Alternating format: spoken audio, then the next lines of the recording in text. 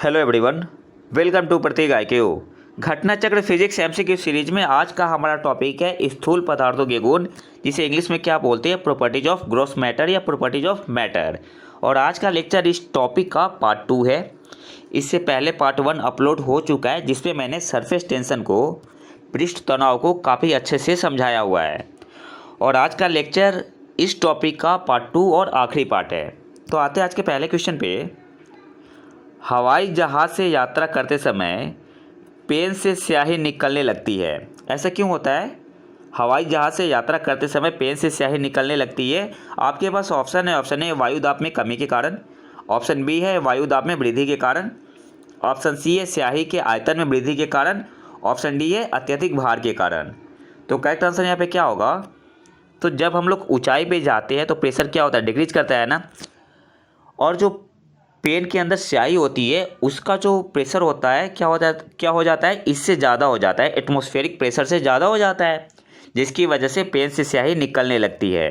तो यहाँ पे करेक्ट आंसर क्या होगा? ऑप्शन ई आपका यहाँ पे सही आंसर होगा, वायु दाब में कमी के कारण।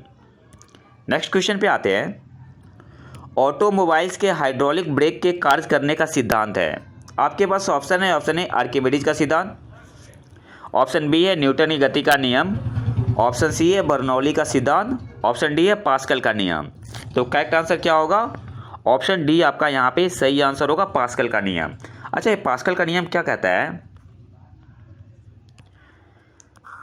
मान लो कि इसमें यहाँ कोई जार है, इसमें लिक्विड भरा हुआ है, ठीक है, लिक्विड भरा हुआ है, इनकम्प्रेसिबल लिक्विड है, असंपीड़ित। अब क्या करेंगे, इस लिक्विड पे हमने 2 पॉइंट ले लिया, पॉइंट ए यहाँ ले लो और एक पॉइंट यहाँ बी ले लो। यहाँ पे प्रेशर मान लो P1 है, यहाँ पे प्रेशर P2 है। प्रेशर अलग अलग होगा, क्यों होगा? क्योंकि डेप्थ अलग अलग है। फिर हमने क्या किया, एक यहाँ पे पिस्टन लगा दिया, एक पिस्टन लगा के एक स्मॉल प्रेशर अप्लाई किया, एक छोटा सा प्रेशर चेंज P अप्लाई कर दिया हमने। अब ए पे प्रेशर क्या होगा, बी पे प्रेशर क्या होगा?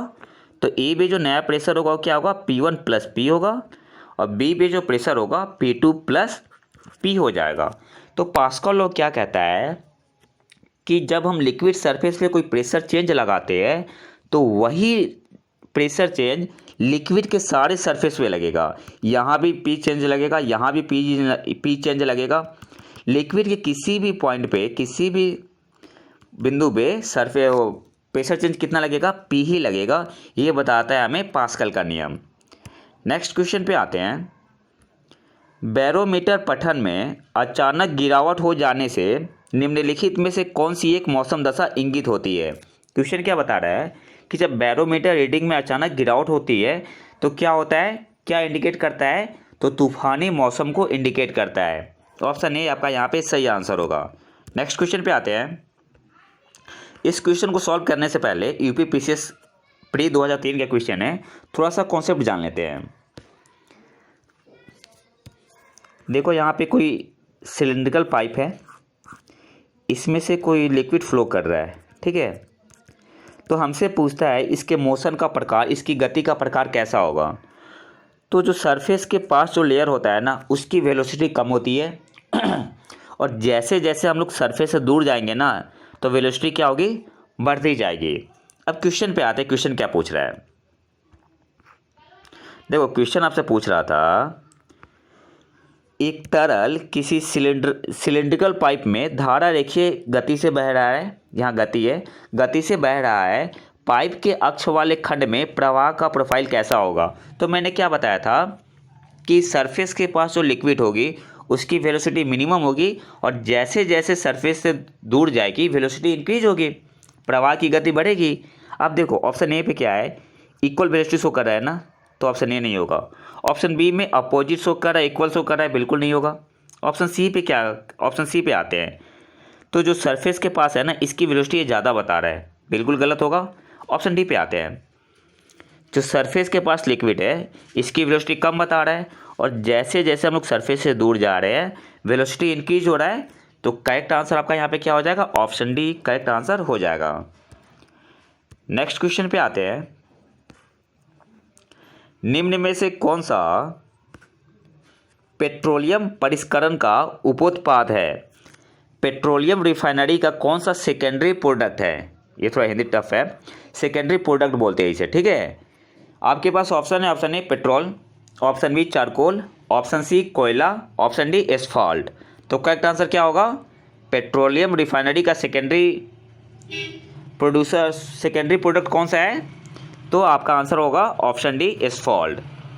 यही है आपका एस्फाल्ट। नेक्स्ट क्वेश्चन पे आते हैं। कड़े जाड़े में झील की सतह हिमशीतित हो जाती है किंतु उसके तल में जल द्रव अवस्था में बना रहता है, यह किस कारण से होता है?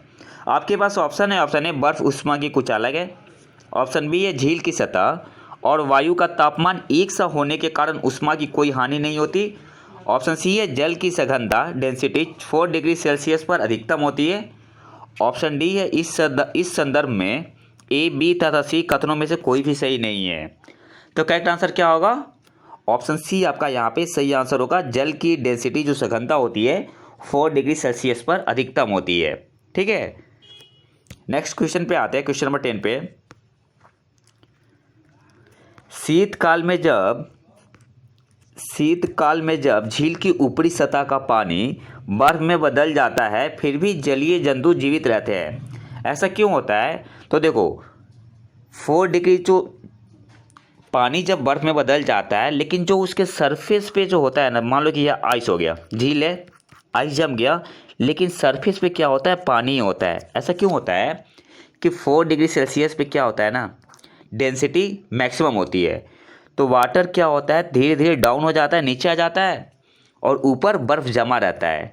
तो यहाँ पे आपका करेक्ट आंसर क्या हो जाएगा? पानी का घनत्व 4 डिग्री सेल्सियस पर सबसे अधिक होता है, जिससे बर्फ़ की ऊपरी सतह के नीचे पानी रहता है। करेक्ट आंसर क्या हो जाएगा? ऑप्शन डी आपका यहाँ पे सही आंसर होगा। नेक्स्ट क्वेश्चन पे आते हैं। वस्तु की मात्रा बदलने पर अपरिवर्तित रहेगा आयतन, भार, द्रव्यमान या घनत्व। तो करेक्ट आंसर क्या होगा? डेंसिटी चेंज नहीं होता है, ऑप्शन डी आपका यहाँ पे सही आंसर होगा। करेक्ट आंसर क्या हो जाएगा? Option D. नेक्स्ट क्वेश्चन पे आते हैं। जल का अधिकतम घनत्व किस पे होता है? तो 4 डिग्री सेल्सियस पे होता है। अब केल्विन में चेंज करना है तो क्या करेंगे? 273 ऐड कर देंगे, तो करेक्ट आंसर क्या हो जाएगा? 277 केल्विन। ऑप्शन बी आपका यहाँ पे सही आंसर होगा। नेक्स्ट क्वेश्चन पे आते हैं। कथन और कारण का क्वेश्चन है। लोहे का एक गोला पारद, जिसे इंग्लिश में क्या बोलते हैं?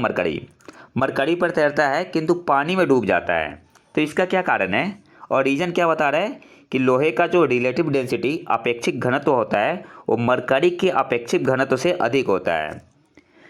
तो लोहे का गोला जो होता है मरकरी पर तैरता है परंतु पानी में डूब जाता है, इसके पीछे का जो कारण है कि जो लोहे का रिलेटिव डेंसिटी या अपेक्षिक घनत्व होता है वो मरकरी के घनत्व से कम होता है, लेकिन रीजन में क्या दिया है? अपेक्षित घनत्व मरकरी से अधिक होता है। तो आपका रीजन गलत है, कथन केवल सही है। तो यहाँ पे करेक्ट आंसर क्या हो जाएगा? ऑप्शन सी, ए सही है परंतु आर गलत है। यहाँ पे क्या होना चाहिए था?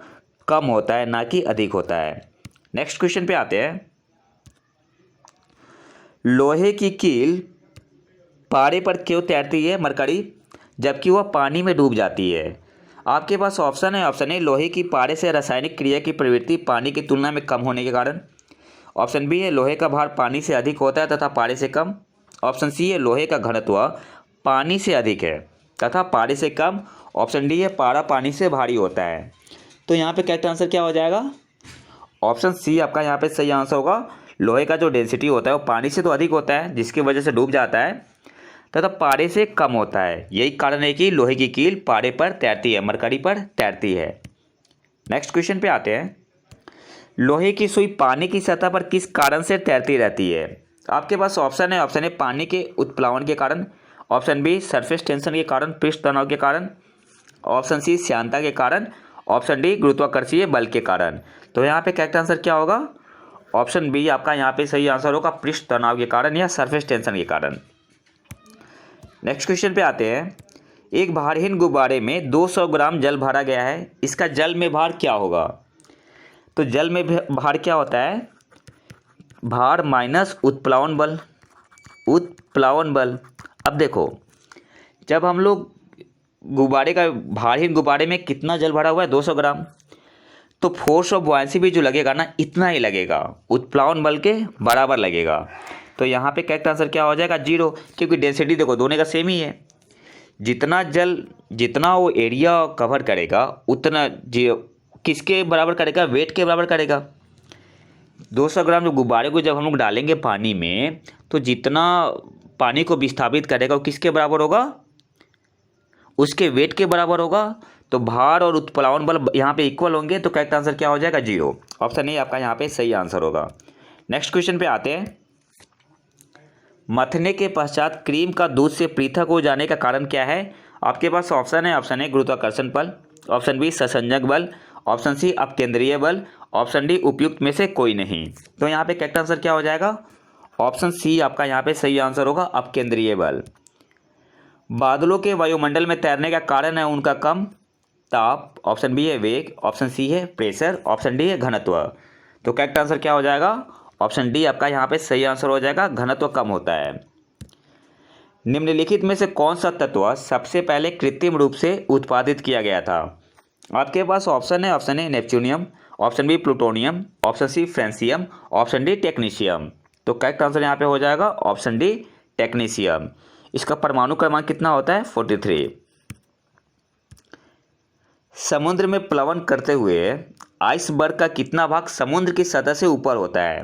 जो क्वेश्चन आपसे क्या पूछ रहा है कि मान लो ये सी है, इसमें कोई आइसबर्ग का टुकड़ा है जो कि फ्लोट कर रहा है, तो कितना भाग ऊपर होगा और कितना भाग नीचे होगा। तो 1/9 भाग जो होता है वो सतह से ऊपर होता है, तो नीचे कितना हुआ, 8/9। ठीक है, तो यहाँ पे पूछ क्या रहा है, कितना भाग समुद्र की सतह से ऊपर होता है। तो करेक्ट आंसर क्या होगा, 1/9। ऑप्शन ए आपका यहाँ पे सही आंसर होगा। और अगर नीचे पूछता तो 8/9 आंसर होता। 21 पे आते हैं। पानी के एक गिलास में एक बर्फ़ का टुकड़ा तैर रहा है। जब बर्फ़ पिघलती है तो पानी के स्तर पर क्या प्रभाव होगा। आपके पास ऑप्शन है, ऑप्शन ए बढ़ेगा, ऑप्शन बी कम होगा, ऑप्शन सी उतना ही होगा, ऑप्शन डी पहले बढ़ेगा फिर कम होगा। तो हम क्या जानते हैं कि वस्तु अपने भार के बराबर ही द्रव में स्थान घेरती है। मतलब क्या हुआ, पिघलने के बाद वो अपना जगह ही कवर करेगा ना, तो पानी का स्तर क्या होगा, सेम ही रहेगा। ऑप्शन सी आपका यहाँ पे सही आंसर हो जाएगा। करेक्ट आंसर क्या हो जाएगा, ऑप्शन सी। नेक्स्ट क्वेश्चन पे आते हैं। पानी के 4 डिग्री सेल्सियस पर शरीर तैरता है। यदि तापमान 100 डिग्री सेल्सियस हो जाए तो शरीर डूब जाएगा। ऑप्शन बी कोई परिवर्तन नहीं होगा, ऑप्शन सी कुछ अधिक भाग पानी में डूबेगा, ऑप्शन डी है अधिक आसानी से तैरेगा। तो यहाँ पे करेक्ट आंसर क्या होगा, तो देखो हम क्या जानते हैं कि 4 डिग्री सेल्सियस पे डेंसिटी क्या होती है, मैक्सिमम होती है ना। और जैसे ही टेम्परेचर बढ़ेगा 4 डिग्री सेल्सियस पर डेंसिटी मैक्सिमम होती है, और बॉडी का जो डेंसिटी है वो कम है और पानी का डेंसिटी ज़्यादा है। लेकिन जब टेम्परेचर को जब हम लोग इंक्रीज करेंगे ना, तो डेंसिटी क्या होगा, डिक्रीज करेगा। और भी टेम्परेचर कितना जा रहा है, 100 डिग्री सेल्सियस तक, तो डेंसिटी क्या होगा, काफ़ी कम हो जाएगा। जिसकी वजह से क्या होगा, और बॉडी का जो डेंसिटी है वो इंक्रीज रहेगा इसके रिस्पेक्ट में, वाटर के रिस्पेक्ट में। तो क्या होगा, शरीर डूब जाएगा। ऑप्शन ए आपका यहाँ पे सही आंसर होगा। क्वेश्चन नंबर 23 पे आते हैं। समुद्र में नदी की अपेक्षा तैरना आसान होता है, इसके पीछे का कारण क्या है। आपके पास ऑप्शन है, ऑप्शन ए समुद्री जल नमकीन होता है, ऑप्शन बी समुद्री जल गहरा होता है, ऑप्शन सी है समुद्री जल भारी होता है, ऑप्शन डी है समुद्री जल हल्का होता है। तो देखो क्या होता है, समुद्री जल में क्या होता है, सोडियम क्लोराइड, लवण वगैरह होते हैं, जिसकी वजह से क्या होता है कि समुद्री जल का डेंसिटी ज़्यादा होता है, तो फोर्स ऑफ बुयांसी भी लगता है। ठीक है, फोर्स ऑफ बुयांसी भी अच्छा लगेगा, जिसकी वजह से समुद्र में नदी की अपेक्षा तैरना आसान होता है। तो यहाँ पे करेक्ट आंसर क्या हो जाएगा, ऑप्शन ए आपका यहाँ पे सही आंसर होगा। समुद्री जल नमकीन होता है, क्यों होता है, उसमें सोडियम क्लोराइड वगैरह मिले होते हैं, जिसकी वजह से उसकी डेंसिटी ज़्यादा होती है। नेक्स्ट क्वेश्चन पे आते हैं। जब कोई जहाज नदी से सागर में घुसता है तो वह कुछ ऊपर उठता है, ऑप्शन बी है वह कुछ नीचे जाता है, ऑप्शन सी है वह उसी तल पर रहता है, ऑप्शन डी है वह समुद्र की तली में डूब जाता है। तो करेक्ट आंसर क्या होगा, तो जब सागर में घुसेगा तो सागर का जो जल होता है उसकी डेंसिटी क्या होती है, ज़्यादा होती है, तो फोर्स ऑफ बुयांसी लगता है, तो वह कुछ ऊपर उठ जाता है। तो यहाँ पे ऑप्शन ए आपका यहाँ पे सही आंसर होगा, वह कुछ ऊपर उठ जाता है। और आज के आखिरी क्वेश्चन पे आते हैं। स्थित विज्ञान निम्नलिखित में से किससे संबंधित है? स्टैटिक्स बोलते हैं स्थित विज्ञान को। तो देखो आपके पास ऑप्शन है, ऑप्शन ए गतिमान स्थिति, ऑप्शन बी विश्राम की स्थिति, ऑप्शन सी मानसिक स्थिति, ऑप्शन सी तो बिल्कुल नहीं होगा, ऑप्शन डी आंकड़ों का अध्ययन बिल्कुल नहीं होगा, ई या बी में कोई होगा। तो गतिमान स्थिति में तो हम लोग काइनेमेटिक्स पढ़ते हैं ना, जब कोई चीज़ मोशन में हो तो। और जब स्थित विज्ञान में क्या पढ़ते हैं? स्टैटिक्स। इसको स्थित विज्ञान में क्या बोलते हैं? स्टैटिक्स। तो यहाँ पे करेक्ट आंसर क्या हो जाएगा? ऑप्शन बी आपका यहाँ पे सही आंसर होगा, विश्राम की स्थिति। तो ये तो था हमारा आज का लेक्चर। वीडियो पसंद है तो लाइक करें, सब्सक्राइब करें चैनल को। मिलते हैं नए वीडियो में नए टॉपिक के साथ। तब तक के लिए नमस्कार, जय हिंद।